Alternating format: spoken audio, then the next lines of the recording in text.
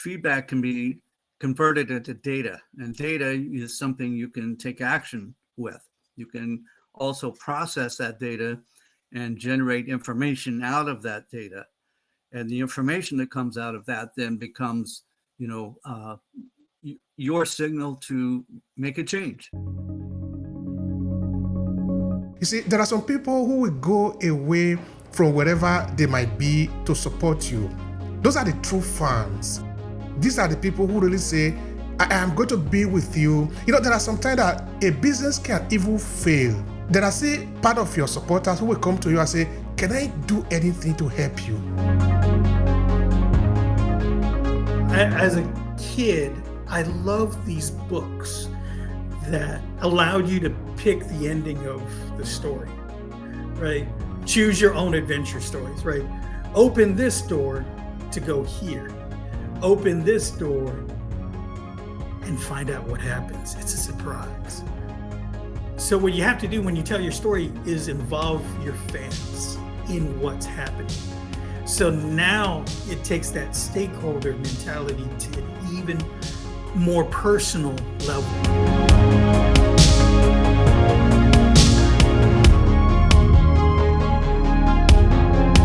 For all of you that are listening to us, we say thank you so much. We appreciate the fact that you are joining us in this conversation. We are talking about an important topic for today. Of course, we are talking about you. The fact that when somebody speaks, particularly when you are in business, you need to concentrate on your fan. The people that are voting, whether they are voting with their money or voting with their hand, they support you. So it is important that you pay attention to that. That is what we are going to be talking about today. Speaking directly to your fan. So, of course, you might have a lot of curiosity as to who really are these fans, who really are this audience that you are supposed to focus on. How do you know that? Are there maybe a specific way that you should speak to this fan? So those are some of the things that we will be covering here today. And of course, we have experts in the field who are business owners themselves. So I thank Don, I thank also Jay for being here with us. So let's start with Don. Don, you have been away for some time now because the last time I think Jay was here, you were not here. So let's give you the mic first. So yeah, let us hear from you. What is your take of the conversation? Well, when we're talking about fans, we have to sort of, I guess, set the groundwork for it. The difference between fans and those who are, say, emotionally involved, true fans. We sort of talk about the difference between those. When Apple first launched the iPod, people were people were carrying around CDs, different forms of music. At one point people were running around with a boombox, huge thing, and Apple came around and said, we need to come up with a way that people can carry their music with us. And, there came the iPod. The problem that they solved was basically, making it possible for people to carry the music around with them. And so when you look at a problem like that, you can talk also about the iPad and the idea that people wanted a larger format than a phone, but not as complex, say, as a laptop or something like that, or a desktop. So, they came up with the iPad. In both cases, these things basically blew up because there were people that ended up becoming true fans of Apple and the technologies that they were building, the things that they were doing, the things they were making possible that weren't possible before that. And so, we talk about the difference between, say, followers and true fans. And Obi, you may have, 10,000 followers. Out of those 10,000, I'm sure there's a smaller number that are actually true fans, people that are really invested emotionally in what you're doing, deeply interested in the movements that that we discuss, not only in this podcast, but in your other podcasts. Sometimes we talk about the difference between depth over breadth. So, like I said, you may have, I'm not sure what your numbers are, but for example, if you have 10,000 followers, the number of vested, true fans, true believers in what you're doing, what you're working on, I'm sure that's a much smaller number. But sometimes there's more value in that smaller number than there is in the larger number. When you look at things that have gone viral, they've gone viral, but for a very particular reason.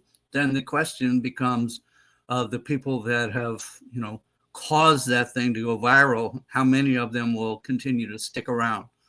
So, there's all kinds of different things that come out as a result of talking about fans and the idea of, who a real fan is and a true fan. And I say that, I guess, within quotes, because to me, there is that difference between, just someone who follows along. They're not particularly involved. But true fans are those people that, they're hands and feet in, and they're invested in what you're doing, not just in following, but they're invested, they're commenting, they're talking, they're interacting. They're far more than just a follower. So that's kind of my 5 cents on the whole thing. All right. Thank you so much for that, Don. That is a beautiful take there. Of course, hang on there. Before I bring in Jay, I have another thing to ask him. I have one question to ask there. But I really pick a key point from what you said there, particularly when we were talking about Apple and the fans. And of course, Apple reacting to the fan and the exigencies of the people who believe in what they are doing, and therefore, based on that, they condition what they are going to develop as a product for these people, for this buyer. Another point that I also saw there was when you were making the difference between fans and the followers. Then I think you used the word true fan. That is really important for businesses to pay attention to. I remember a couple of years ago, I wrote an article, which of course is based on another idea that was already very popular, which was about the idea of 1,000 true fans. That if you are a business and you really want to be successful in business, particularly, of course, we're not talking about the like of Amazon now or the like of Apple in the way they are today. We're talking of maybe a coach or a small business owner, that you don't really need all the people in the world. There are more than 5 billion people on the internet today. You don't need all of them to be able to make money, to be successful in your business. You just need a small amount of the people that are following you to be really true fan. It is saying that they are voting for you. They are saying, we believe you. You see, the importance of leveraging your story is that you have a kind of V-road, if you call it like that, no? It is saying that there are people who believe you, who really trust you, who really want to say, your story resonates with me. It makes sense to me. What you are saying is important for me. Those people are not very many. Believe me, it is true. Like what Don is saying, they're not very many, but they are important. They are the brain of your business. But there are some people who just want to follow you because, maybe they don't have any other thing to do, so they just follow you. So this might be a larger amount of people that are following you, which are also even fine. But, okay, we'll come back to the question later on how do we speak to this fan? But I wanted you to react to that again, Don, in how do we differentiate these two people? Because they might be following you, but they are not the same. I don't know if you can make a little bit more clarity on that before we bring in Jay. So to me, sometimes you hear the word lurkers, and I don't mean that in a derogatory way, but it's those who tend to follow for any number of different reasons. Sometimes they just want to know what you have to say, what you're up to. They click the follow button. They subscribe. They did whatever they did, but they're not really, involved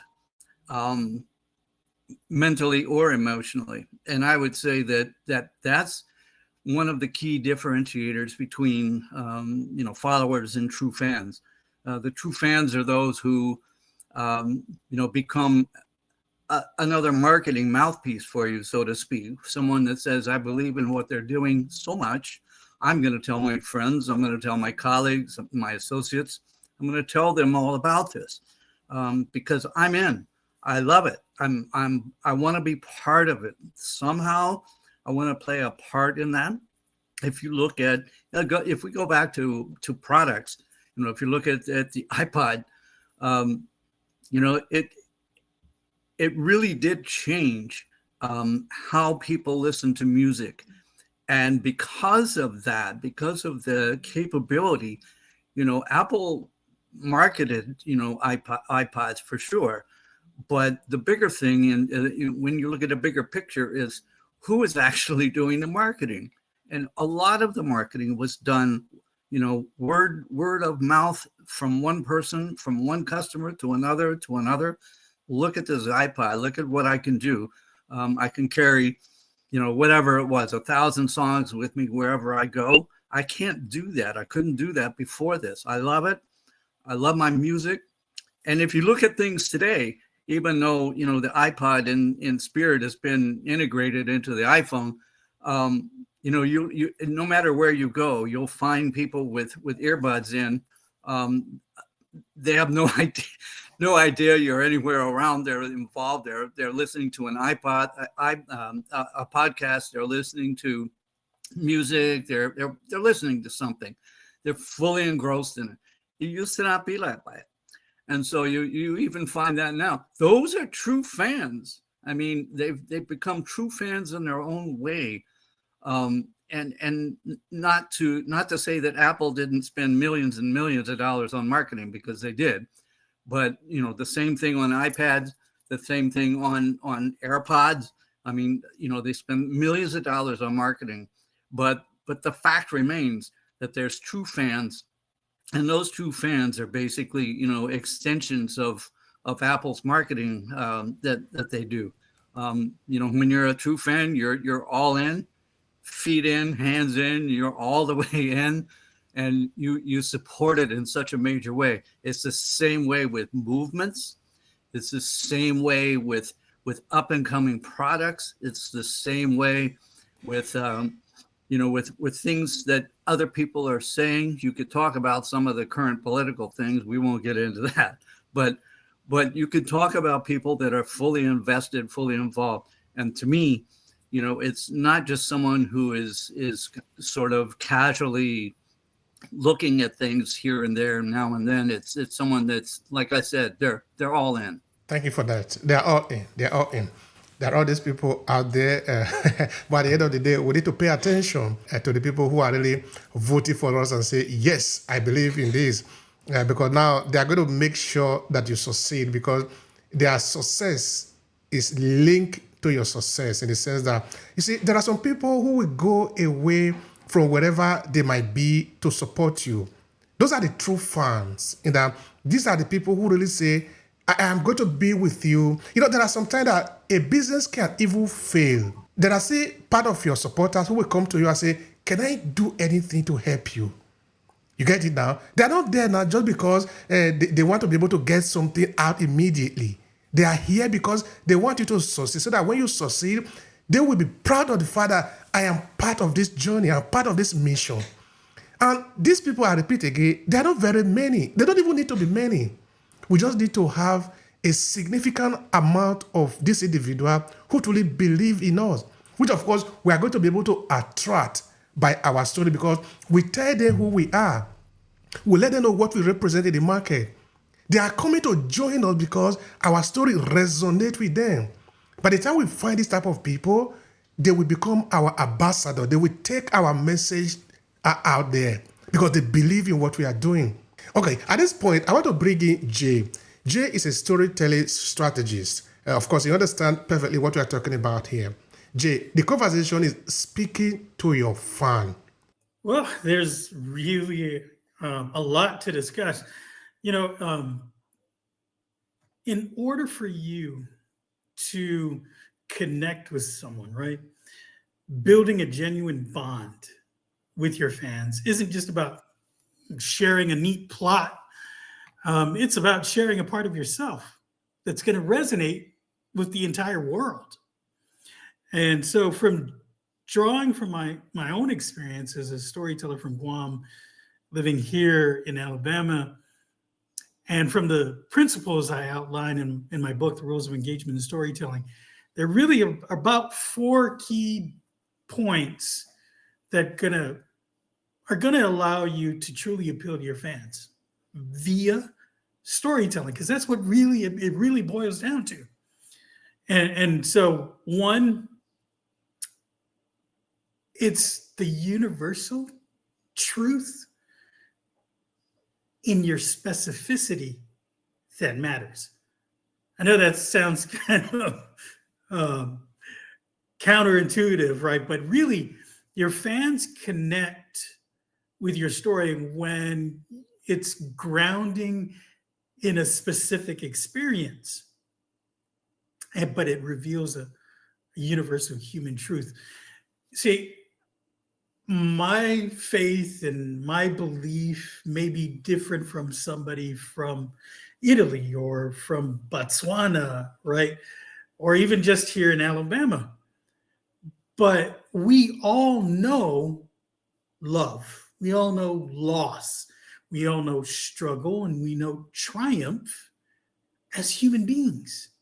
So that's really number one. Number two, you have to create the emotional stakeholders, and really not just the followers or spectators, right? Storytelling for your fans should make them feel like they have a stake in the outcome of that story. And this means consistently connecting your narrative to whatever core value you have, right?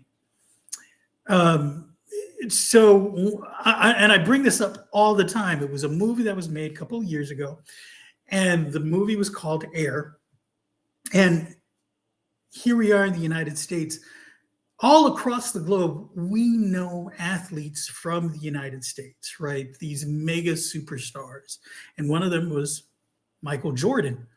Well, we know the story of Michael Jordan and his athleticism and things like that. But what about the shoe? And it was crazy that we connected this athlete, this superstar, to a shoe company. People watched a 2-hour movie about a shoe company. Basically a commercial for 2 hours. But it was the story creating the emotional connection via this superstar we all grew up with. A lot of us did. And it took us from spectators to a stakeholder, right? So that's number two. Number three, maintain vulnerable consistency. I think that's really important. You have to appeal to somebody and gain their trust. That's really what it's about. And how you do that is you go behind the scenes. You can get personable, sometimes even personal, to tell the story of the company. We know the struggles and triumphs now of some of these founders of these mega corporations now.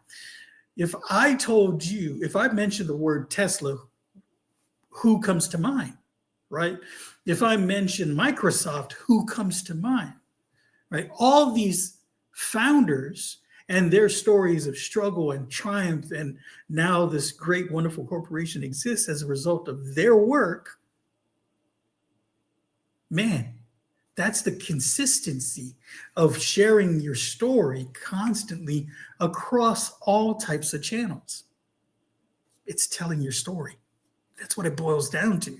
Well, let me share something with you. As a kid, I loved these books that allowed you to pick the ending of the story, right? Choose your own adventure stories, right? Open this door to go here. Open this door and find out what happens. It's a surprise. And so what you have to do when you tell your story is involve your fans in what's happening. So now it takes that stakeholder mentality to an even more personal level. You have to empower them and their role in your story, right? And this makes them feel like less of an audience member and more like a co-author in your story. So if I said, hey, tomorrow I'm going to launch this new book, right? I'll even make it even truer to life. In the next month or so, I'm going to launch this new app based on my book. And I want you to help me get it out to the masses. And let's do that. Let's go on a LinkedIn Live and call all your friends. Now you're involving them in the story. Now you're pulling them into your narrative. Now they're not just spectators. They're going to become fans. They're going to become more of just that spectator fan. Now they're even more invested in you're creating a community. And that's a buzzword today all across the internet. But building a community is truly vital in order to gain those true fans like everybody was talking about. So I'm going to end there. That's a lot to unpack, but I think those are really the core things that I wanted to get out. Thank you so much for that. I appreciate that. Those are key points. Those are really important points that need to be highlighted. As you were speaking, there were some people in the audience who were, of course, agree with you. There is a comment from Olushola.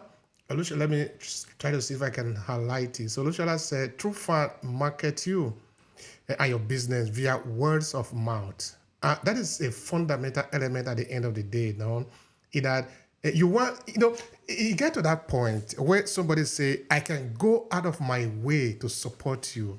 Now, I will share, of course, okay, let me show us another person who said, followers observe, fans advocate. Of course, they are saying the same thing, but in different ways, no? Either those who you say are just follower, they just follow. They don't really do anything much, no?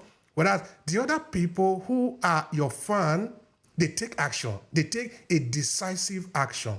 Now, what I wanted to share with you, Jay, of course, I have a question to you just now, is that I remember, for example, my brother was living in the same city with me, but now he had returned to Nigeria. He's kind of get fed up here. He didn't want to stay here anymore. There was a Chinese shop that was sort of near to me. If I want to buy, I would just go to buy African food there. Here, the Chinese also say African food, no? So you sort of look for which one is closer to you. Just go there and buy. So one day, my brother called me and said, I asked where, because we don't live in the same house, we live in different places, but of course we're in the same city. So we were chatting, was asking him, where do you buy this particular food? Then I told him, where I went to that Chinese shop to buy. He told me, well, you cannot do that because there is somebody from our town who have a shop in this city. His father, he said, you need to go and buy there because that is one of our own. That was all my brother said, and that really clicked in me. There is something important about this. If I go out of my way to support that business, which is part of our community, if that person becomes richer, it made the community richer. So anytime I want to buy something, even though the other one is closer to me, I go out of my way to buy, to support this other business owner. I am doing that consciously. I'm not doing that because it's easier for me. It's a simpler thing for me. It's the hardest thing for me, yes. But I'm making a sacrifice because now I become a fan of that individual. I support him. If you were even to the point of saying, maybe I take out something from my pocket, I will do because I've gotten the message from my brother. This is one of your own. You need to support it. We need to pay attention to to those group of people who are not just observing. They are not just observing. Your fans are not just observing you. They are getting involved. But if they are getting involved now, how do we speak to them in the way that they can remain involved or they can really feel part of it? It's really allowing yourself to become a little bit vulnerable. And what do I mean by that? I'm not saying bare your soul. Sometimes that may be necessary, but really it's it's making that emotional connection with the people that you're speaking to. And I'll give you a prime example. I shared a story about my grandmother, right? And how she impacted me even in my adulthood and after she has passed already. She continues to remain in my heart and in my mind.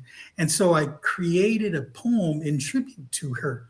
Now, what I didn't realize was in one stanza of the poem, I mentioned how my grandmother took coffee. And she took coffee by adding this thing called carnation milk, right? And, I thought, that's just something that we do, Pacific Islanders do, right? We don't have like these massive cattle ranches with cows and things. So we have to import way back when, milk, and they came in cans. And I thought, who's going to care about that? And except the people from my island or the Pacific Islands. No, I had people from Africa. I had people from South America. I had people from the Caribbean saying that's how their parents or their grandparents, or they continue to take coffee. So my point in that illustration is this: if you share a bit of your life with someone, sometimes you don't realize just how emotionally connected someone can be, even over the most minute things, the daily chores that you go through. And that, to me, breaks down storytelling to the core. It's sharing your humanity with the world. And when you do that, you pull people into your story. And look at that. Now you can relate based on one thing: how your grandma took coffee. That is beautiful. Before, I was sharing the story with you just now of how my brother educated me on the importance of paying attention to one of your own. You need to pay attention to one of your own. That is what my brother did. And that has become very important for me in how I relate with other businesses around. That is not just for one, but not just that one time, but on a continuous basis. So that is very important for me now. To that business owner, he doesn't need to convert me. I was already a convert by my brother. And so I just go there to buy. Perhaps she might even be surprised that why is it that I'm coming there every time, even though it's not near to me. But of course, he never know the story. The story is already new between me and my brother. So that one is done. So my brother was working for him. You see, that is also what another person was saying before in the comment, that your true fan, they are advocate for you. They do word of marketing for you. That is what my brother did for me. He did word of marketing and converted me for a business that is not even his own. He has nothing to benefit from this business, apart from the fact that this is a member of our community, so we must support him. That is the job. Now, this question is this: how do we identify which one are actually our true fan from our maybe follower? To me, it breaks down to one thing. If they can recall the story that you shared with them and they share it with others, that's the mark of a true fan. I know your story, and now I'm going to take it and share it with someone else. And what happens when you do that? You also embed a little bit of yourself in that storytelling. Now somebody else gets the flavor that you have. Now, you may come from different parts of the world, and they may have a different take on things, and then it becomes a bigger story. It becomes a world story. And that, to me, that marks one, a good storyteller, you, and then secondly, it then marks the strength of that story and the person who then shares it with others. That's the mark of a true fan. All right. So at this point, I will bring in Don. So Don, looking at the same question that I asked Pasquale, which is how do you differentiate a fan, a true fan, that is the right word we want to use, from a follower? So then I will add maybe a mere follower. What do you say about that? Well, one thing I can say, I'll give you a personal example. So my wife and I have just recently moved from the Los Angeles area into the Philadelphia, Pennsylvania area, and there are diverse, ethnicities all over the city, very diverse. My wife's partial heritage is in Haiti, and so we look for Haitian restaurants. And we have found one. And we found it because it was suggested to us from someone else who happened to be a true fan. And in providing the information to us, letting us know about this particular restaurant, now we have become true fans as well. The food is excellent. The service is excellent. It provides, the want and need that we have, in terms of having Haitian food. And so, to me, that's a real life, example of what a true fan really is. I mean, it's been said already, they sort of become, a secondary part of your marketing. They speak on your behalf. They push things out to let other people become aware of them. And that's exactly what happened in this particular instance. And I'm sure you've had, particular situations like that as well, looking for something. Yeah. So, I mean, for me, that's a great example of kind of how true fans really work. I mean, they're part of the community. Someone told them, someone told someone before them, and so on and so on.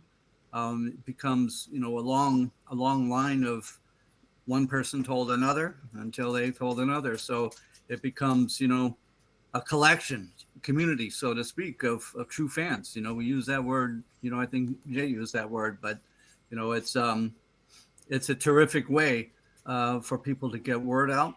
And if it falls into whatever it might be, whether it's a product, whether it's a service, no matter what it is, the true fans of those things, they, like I said before, they're all in. And they will absolutely become, a secondary part of your marketing. The whole experience of what people have. When you look at reviews on certain things, you're always going to find negative reviews. You'll always find those, but overwhelmingly, you'll find positive reviews of people and what their experience was. And like I said, they become extensions to your marketing arm. It's a huge value, hugely valuable thing, to be able to do that. And then to be able to, for one person to express their story to you and for you to express your story to someone else, that the storytelling line in there, whether people are intentionally doing it or kind of unconsciously doing it. I mean, people are weaving the story somehow to lure people into a restaurant or to buy a product or take part of a service. That's huge. Absolutely. It had to do with what you were saying there, because I had another question I wanted to ask. Anyway, this one I will leave it for Jay. It had to do with the authenticity. But now you were making mention of the feedback, and you were saying something to the effect that sometimes when maybe you have a product or you have a service, there will always be negative feedback. So I'm sort of wondering if that is a good way to work with that. That when somebody make a negative comment, it's a feedback. If somebody make a positive comment, it's also a feedback. But how are we supposed to use that, since we are talking about communication or talking to our fan? When we talk about feedback, whether you want to think about it as coming from reviews or wherever it may come from. Um, I think a lot of people have this fear of negative feedback. Perhaps it was a bad experience. Perhaps it was, maybe it was something. Maybe it was something that happened within an app, within a product, whatever it might be. Sometimes people look at that feedback as being a negative, but it's a good thing, because feedback can be converted into data, and data is something you can take action with. You can also process that data and generate information out of that data. And the information that comes out of that then becomes, your signal to make a change. So it can be a good change. And for example, if there's a part of a product that the users don't really want or need, or that they don't use, that's valuable feedback to say, well, I'm not going to include that. I'm not going to add that. I will eliminate that and add something that is valuable. So not everything, not all feedback is necessarily negative. The other thing you can do is take that feedback as a way to sort of feed creativity. So if we don't want, if they don't like it like this, how would they like for it to be? So it gives you the opportunity to use that as a spark of creativity. And in that creativity, now you have an option to come up with really useful, really good stuff that people really want. So the feedback isn't necessarily a bad thing. It can absolutely be a valuable, good thing. It can also be used as a way to sort of, as a way to not perform something that was unsuccessful before. So don't repeat what didn't work before. Don't do that. Does it hurt when you do that? Then don't do that. But the other thing is you can use that information, that data, as input into training, into education. There's all different kinds of things you can do with that feedback. But you can treat the challenge as, the feedback, you can treat that as data, and gives you the opportunity to make adjustments and changes, positive ones. You can use it as fuel for creativity, and you can use it to be able to have repeatable lessons, in terms of, what didn't work and what should we not be doing, and what does work and what should we be doing. So you can use it in all of those ways. Thank you so much for that. That is a good food for thought for those that are listening. It's a signal. You are getting a signal. The signal necessarily is not even a bad thing. I think Don is making us understand that. Because whether it's coming from a friend or coming from an enemy, somebody was saying that even an enemy is good sometimes, because they help you to figure out things that you will never see. Because if you ask your friend, just imagine, for example, if you have ever sought opinion, because it's good to seek opinion from people, because you cannot know everything, you cannot see everything. Shakespeare even said, the eyes cannot see itself except through the midst of a reflection. So in business, we need to be able to see 360 degrees, but you cannot see 360 degrees. Therefore, you need the help of somebody. You need feedback from people. If you go to meet your friends and say, oh, friend, this is what I'm going to do. Of course, it's your friend. He doesn't want to hurt your feeling. That is why it's not a good idea to go ask your friend for certain things. Go to meet people that don't know you, or even pretend that it is not your thing. Just ask this person, this is a product. It is designed to do this and do this. What do you think about it? The person is neutral. It will give you a neutral feedback. So that is better than your friend who know you know how much you have suffered to create that product. Of course, he doesn't want to make you feel bad. He will tell you it's good.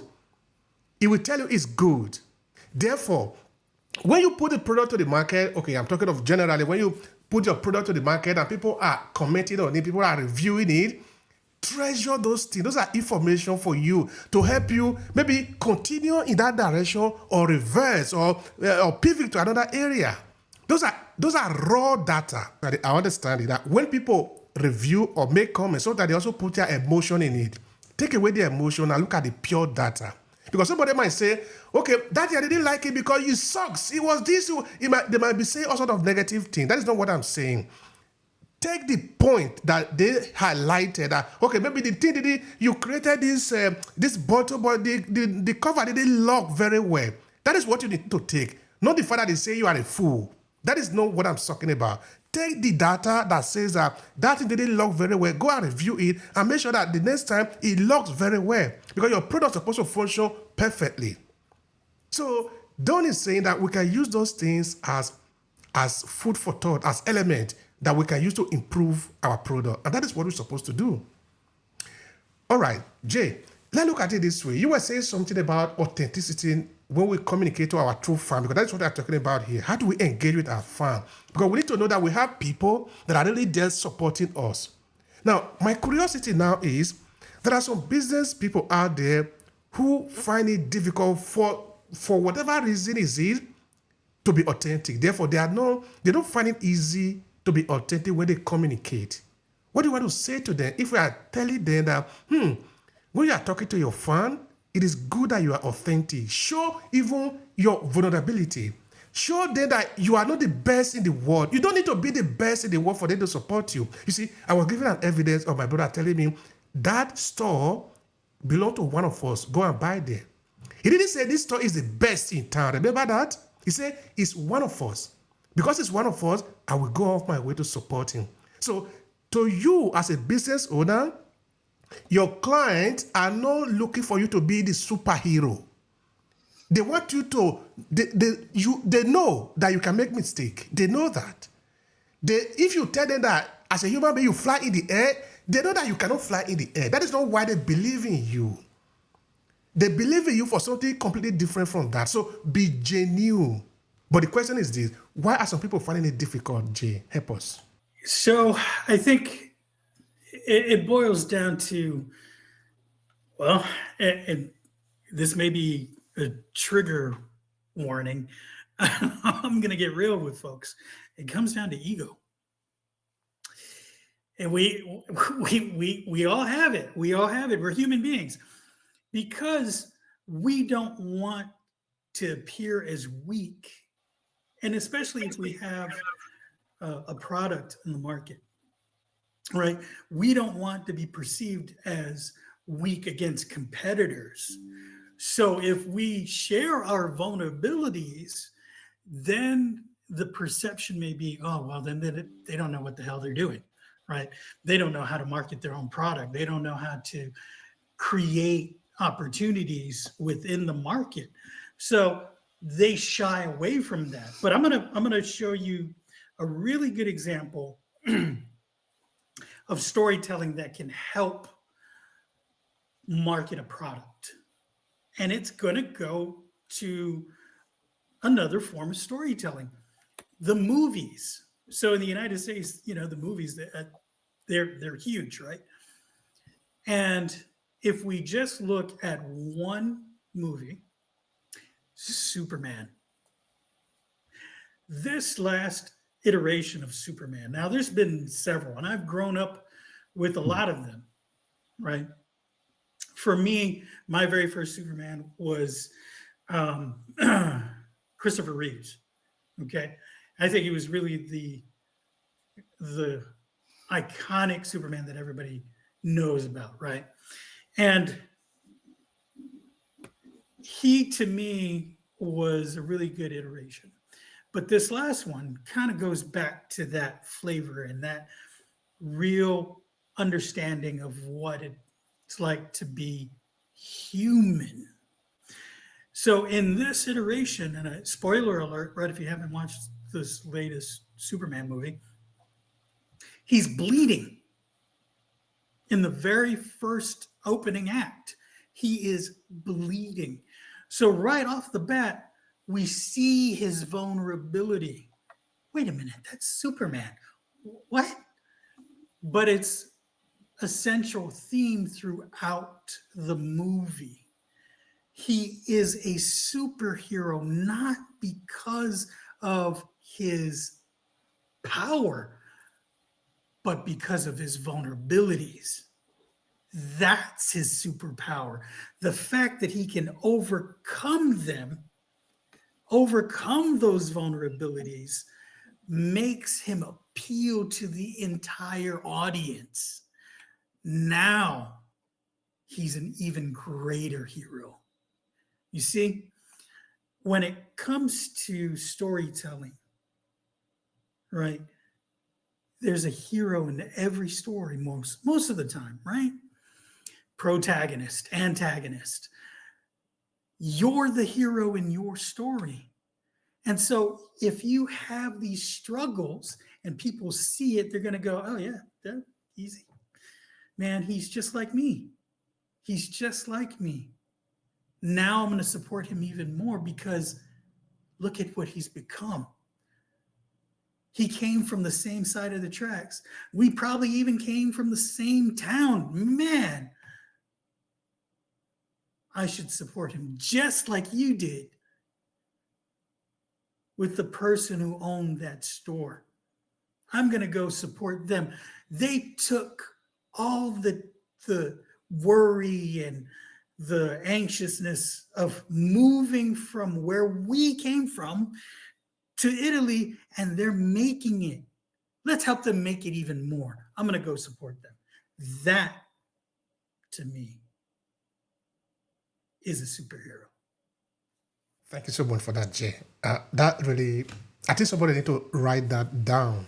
And the reason is that it actually demystifies the message that many people have about the use of a story or storytelling in business. It has some people think that their audience or the people that they are serving need a superhero, but it's not true. They don't need superhero. They are essentially looking for you to just guide them through. But you see, that is the reason why we are saying when you create your content, make sure that it like the content that you can create as again a content that Apple can create. We know Apple, we know Amazon, we know Nike. If those guys create ad, we know the kind of ad that they can create. They invest millions of dollars to create it. You don't need to create it like them because you are not there. Do it the way you are. You know why? Because Apple's clients are not your client. Many people, sometimes they don't pay attention to that. The people that Apple are speaking to are not the one that you are speaking to. So when you pretend that you are Apple company, they know that you are lying.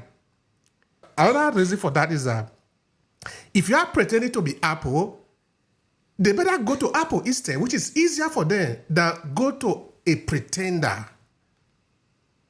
Because if that is what they are looking for, there is no need coming to you as a middleman between them and Apple. So you don't need to be like Apple. You need to be yourself. There are people who like you the way you are. That is a colloquial way to put it in Nigerian language. They say, monkey not fine, my mama like him. He said, the monkey is not beautiful, but the mother likes it. Because there is no mother in this world that hates his child because of the look of the child. So there might even be problem. Your mother will still carry you. Nobody, no normal human being, a woman, give birth to a child and just throw it to the trash. Because maybe you have some defect. So that adage or that saying, the Nigerian saying, is saying that treasure what you are. Appreciate what you are. You cannot say, oh, I am born in Italy. Oh, no, I regret it. I should have been born in America. No, come on. You cannot say that. You should be proud of being born in Italy. Take it. Transform it if you want. That is where we come even to the reshaping now of the story. It have happened. It has happened. You cannot change that. Now, what did you learn from that? How can you reshape that story? You can do that. That is, for the fact that you are born in a particular place was not your power, not your decision. But what you do from that, what you do about that, is up to you. You can't blame that on somebody else. So I think this has been really very powerful, Jay. It has really been very powerful to me. What I would like to do is, we are going to a very chunk of time here. And I would like you to tell the people how they can reach out to you, what they can benefit also from what you are doing. So I'm Jay Pasqua, the storytelling strategist. You can see right there. I'm also the author of the Rules of Engagement in Storytelling. And really, the book is designed to help you tell your story. You know, everybody has a story to tell. That's how we communicate with one another. It's just you may need some steps to help you get there. I have 10 steps in that book that'll help you. So reach out to me on LinkedIn. That's where I normally am trying to help others. The other way is to go to my website, which is ruleyourstory.com. In the next coming days, be looking out for an app, a platform that's going to tie my book in to this app, and it's going to help you tell your story. It's going to use AI. Don't be afraid of AI, everybody, by the way, just saying. But look out for that. www.ruleyourstory.com. Look for me, the story. All right. Thank you so much for that, Jay. I don't know why the thing was muted before you could finish. Anyway, you are here. You're not running away. Thank you so much for that. All right. So it's time for Don. Don, we really appreciate you for all what you have contributed continuously. You are always here with us. We appreciate that. So tell the people how to reach out to you and what they can benefit from you. Please go ahead. The best way for you to reach me is through LinkedIn. You can also have a look at what I've been working on for a good little while. You can go to growmobilenow.com. You'll be able to reach me there as well, but you'll find out the work that I've been involved in for some time now for a mobile app called Grow Mobile, one that's been designed especially for Africa and also for the Caribbean.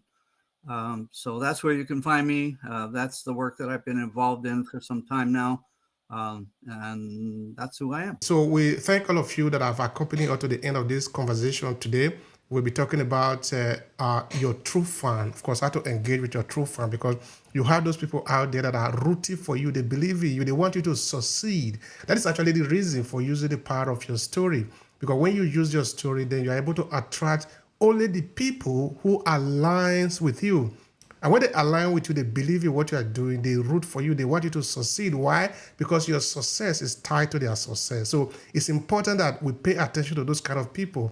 And we know how to talk to them using the power of emotion that we have heard Jay and Don explaining to us, that the people want to connect to you, not because they imagine or they are confused thinking that you are perfect. They know that you are not perfect. They know that you are a human being. They know that you are not Apple or Nike or Amazon or CNN or BBC. Don't worry. Don't be afraid. Don't try to be like those people. Just be yourself. Be yourself, but on a continual trajectory of improvement. They know that too. So speak to them in the language that they can understand. Be human. They like you the way you are. So be human enough. Be vulnerable. Why not? If you make mistake, admit it. If they make comment, respond to it. Because this is a human being doing business with another human being.